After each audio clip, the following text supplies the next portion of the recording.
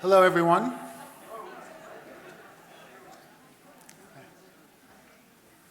Wonderful to see you all here today. Welcome to today's celebration of the music of New Orleans. My name is Adam Rothman. I'm a professor in the history department here at Georgetown and the director of Georgetown's new Center for the Study of Slavery and Its Legacies.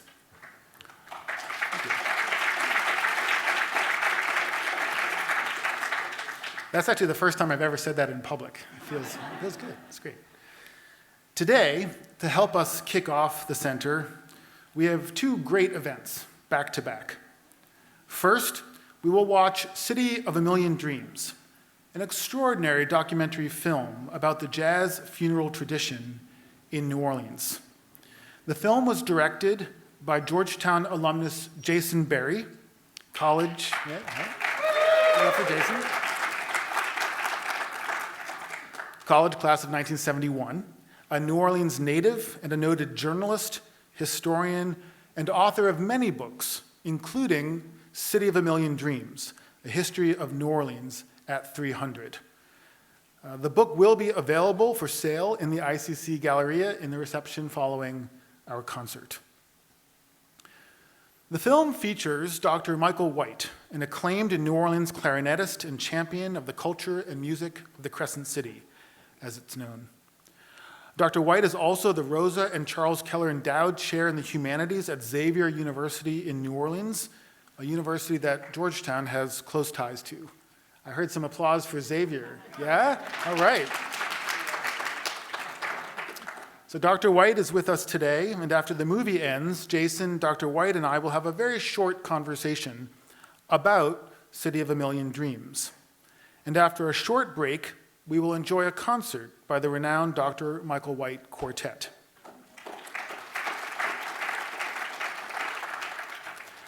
Before we start the film, I must take this opportunity to thank all our co-sponsors and the people who made this great event happen. And I think you can sense the appeal of the film and the concert by the range of programs and departments and units that have signed on to co-sponsor this event. So I want to thank the History Department, the Department of Performing Arts, the African American Studies Department, the American Studies Program, the Film Studies Program, Medical Humanities, the Humanities Initiative, the Berkeley Center, the Lannan Center, the College of Arts and Sciences, and President DeGioia and the Office of the President. I also want to thank a few specific people who helped to organize the event. So thank you to Chris Sealing, Amy Chittister, Carolyn Howley, Catherine Bureau, and Aubrey Guthrie. A grant from Bernard Pettengill made it possible for Dr. White and the Dr. Michael White Quartet to join us today. I would also like to extend a personal note of gratitude to the GU 272 descendants who are with us in the audience today, who have so enriched my life and my work over the last few years, and I think make this, the inauguration of the center such an important and meaningful event.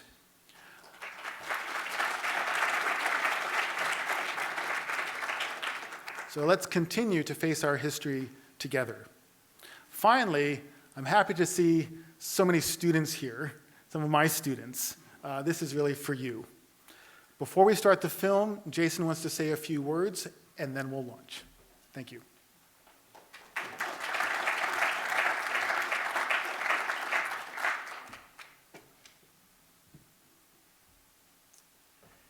It is a rare pleasure to be back at Georgetown today and to participate in a launch event for this Center for the Study of Slavery and Its Legacies.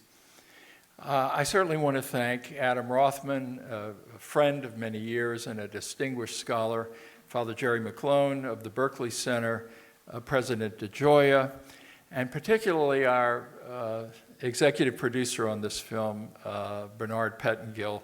Please give him a hand.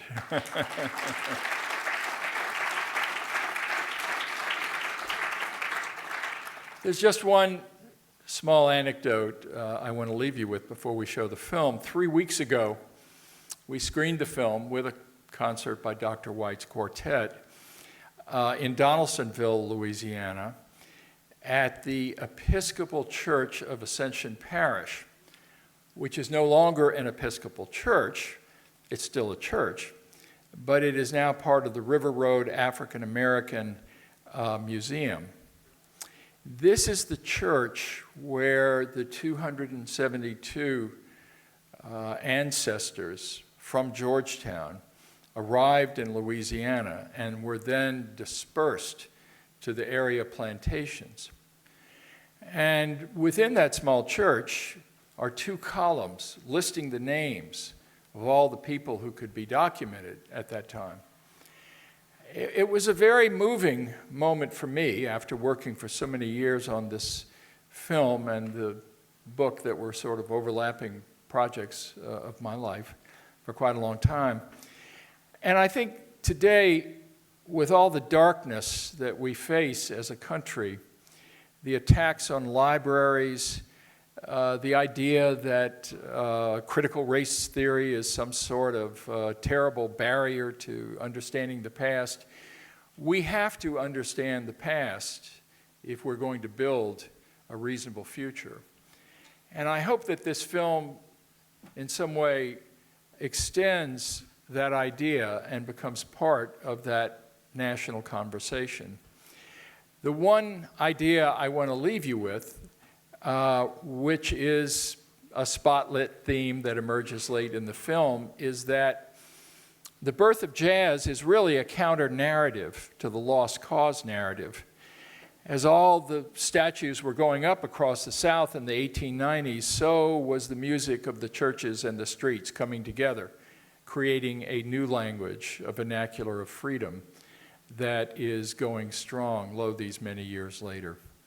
So let me thank all of you for coming. The band has just arrived, Dr. White and his colleagues. Those of you, yeah, give them a hand.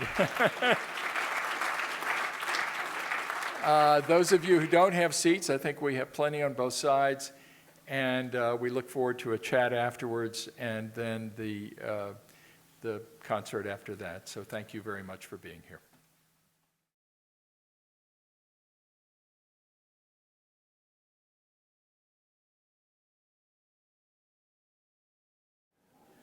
Once again, thank you all for coming. My name is Adam Rothman. I'm the professor of history here at Georgetown, the director of the Center for the Study of Slavery and its Legacies.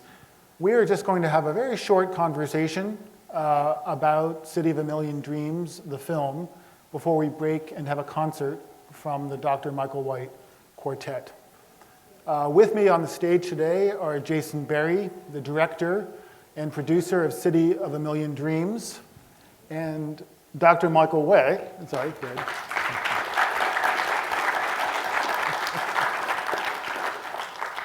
And Dr. Michael White, who after the film probably needs no introduction from me.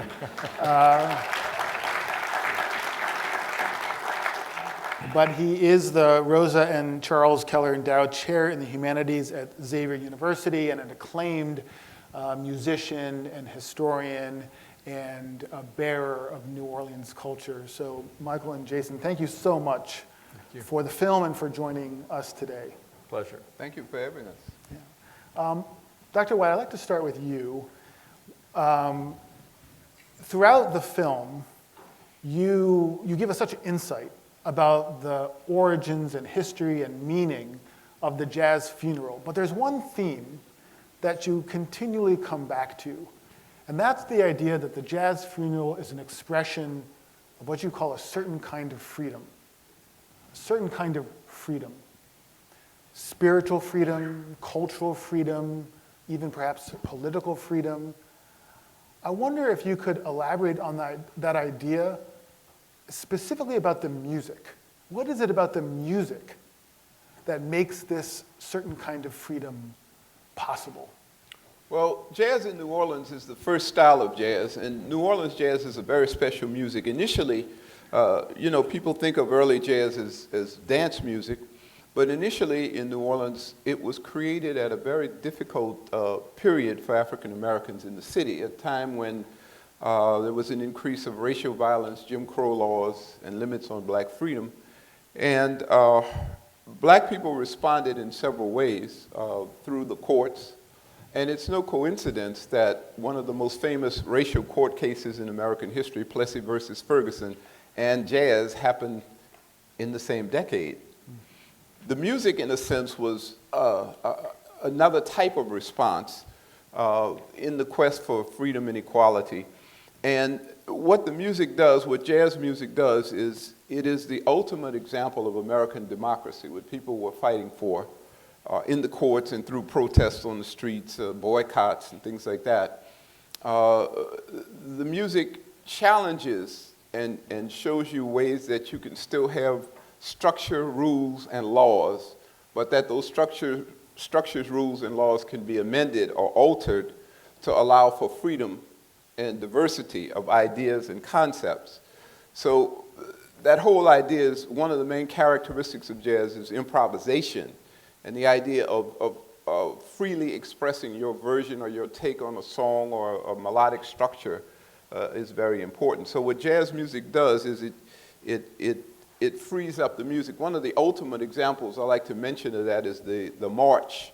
Those of you who may have played in a high school or college marching band recognize marches as the most difficult song type that you may have played. They have several parts, sections, changes of structure, interludes, different things. But even with something that strict, New Orleans musicians found a way to loosen up those rules, to open up the idea of the melodies, to allow for individual commentary on melodic statements, reinterpretation of melodic statements, and incorporation of diverse ideas, whether those are cultural diversity ideas or individual ideas. And an important aspect of the music, when I was a young musician in New Orleans, I was very fortunate to play with over 36 musicians who were born between the late 1890s and 1910. And they were contemporaries of people like Louis Armstrong and Jelly Roll Morton. Some of them played with those guys. And they taught me a lot, but one thing that they all said was, you have to develop your own sound and expression. And after I heard that time and time again, it finally hit me what they meant. Because at the time jazz was created, we were struggling with that idea of black visibility. I mean, we're in 2023 and we're still talking about issues like Black Lives Matter. Well, you can imagine in the 1890s, the early days of jazz, that whole idea of people's thoughts and ideas and their humanity being invisible was an impossibility. But jazz music allowed you, and it also symbolized for people outside of that, of bringing forth your own person and personality. So by having your own sound, it was a way of combating and symbolizing combating invisibility. It was a way of getting you respect, recognition, a way of voicing and expressing your true feelings through the music. So those are some of the ways that freedom is attained through jazz. Thank you so much. It's striking that this quintessential expression of freedom has origins in the era of slavery, the culture and performance of enslaved people. And the film takes us back to Congo Square, where this music originated. We've heard a lot about dates in history. We've heard a lot about 1619 as a starting date for American history and African American history. But what about place? Well, Congo Square has to be one of those places that we start with. Jason, in the film, you actually stage a recreation of a ring shout in Congo Square. And I'm wondering why you decided to do that. Why did you decide to stage a reenactment? And who participated? How did you pull that together? Who were the musicians? Who were the dancers? How did it come together? I had been wanting to do that for many years because to me, Congo Square is both hallowed ground in the history of New Orleans, and it is a place that contains within its now circumscribed territory an enormous quaking spiritual history of the city. Congo Square today is in Louis Armstrong Park. The area in the early 1800s was a vast field that was slowly being sold off to make what is now called the Treme neighborhood. And in order to film a valid reenactment, we had to find an area that was large enough and rural enough to convey what that terrain was like. I was very fortunate to have my daughter, Simonette, who studied art at Tulane and was working in the film industry as a designer and set artist. When we got the financing for the final stretch of the film, I asked her to create a storyboard of Congo Square based on the historical research that I had done and others had done. And then I turned to Monique Moss, who is a diaspora scholar at Tulane University and also a woman with a long background in African American dance. She, in turn, introduced me to a community of New Orleans dancers who, for the better part of 30 years now, have been reviving the dance traditions of Senegambian cultures, the area where the early enslaved people who arrived in New Orleans came from. She also told me that if I wanted to get the music right, I had to bring in Papa Tito Sampa, whom you see in the film. He's kind of the lead singer in the Congo Square sequences. Titos grew up in Congo and has had an illustrious career and was living outside Detroit. His brother Jean-Claude Biza Sampa teaches music and dance at University of Michigan in Ann Arbor. So we arranged for them and two other colleagues from Congo, also living in that area, to come to New Orleans for the filming. We had in New Orleans a colleague of Michael's, a musician I think very highly of, Seganon Kone, who is from Cote d'Ivoire, the Ivory Coast, a renowned drummer. And in that scene you see with the young woman, Jarrell Hamilton, dancing around him, very sort of erotically, and he's playing the stringed instrument, forerunner to the banjo, and making these erotic moves toward her. We got him and several other Ivorian musicians, mostly living in New York, and then there were, I think, 4 percussionists from New Orleans. So we had our transplanted African instrumental family, if you will. And the sequence was filmed over a 3-day period in Belle Chasse, Louisiana, in Plaquemine Parish. Ironically, that area was once ruled by one of the segregation war horses of Southern history, Leander Perez, one of the true villains of Southern history. I think he belongs in one of Dante's rings in the Inferno personally, but I have no proof of where he went. So in a sense, we were purifying the ground, I think. And the parish officials were very helpful, and we were able to film there without much cost and great assistance. When you try to do something like that, ultimately, and I was quite aware of being white and having all of these black artists, and I wanted them to feel supremely comfortable in what they were doing. And for them, I would venture to say it was something of a spiritual as well as dramatic mission to engage themselves artistically in the roles of enslaved people. And I think the sequence works quite well in showing not only the origins of jazz, but how this dynamic cultural memory that would not be suppressed continued on through Reconstruction, the coming together of the ring, the African dance tradition, and the line, the European linear procession of marching bands, and thereby the birth of jazz, which, as Michael so eloquently explained, was a story, a narrative coming forth at the same time that Jim Crow, the lost cause, culture was erecting these monuments, which are now coming down. Thank you, Jason. Okay, we have time for, I'm going to ask one more question, and then we'll break to let the band set up for the concert. My last question, Michael, is for you. We've talked about the past, we've talked about the present. I want to ask you about the future. One of the striking things about the film are the images of children playing trumpet and trombone and participating in the culture. So my question for you is, how do you pass on this now 100-year-old jazz tradition? Are you optimistic about its future? That's a tough question. Jazz will always exist in some form in New Orleans, but of course, you know, everything changes. And jazz, the original jazz style, like other cultural traditions, is very difficult to maintain the original style.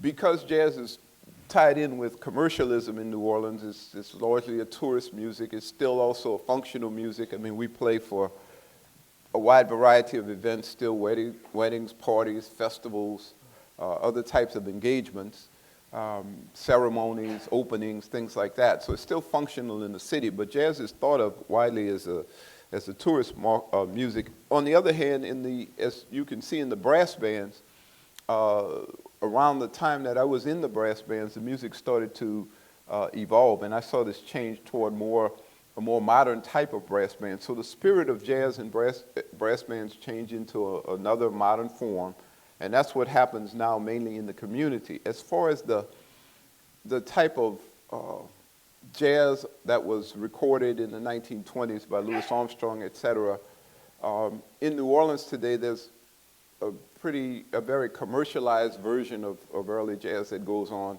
But then there are a few people like myself, a very small number actually, of native New Orleanians, descendants of early jazz musicians, who look at New Orleans jazz as not a set of songs or a set repertoire, but as a style that's like a language that can go on. So I've been writing new songs in the tradition and trying to teach people the style of the music.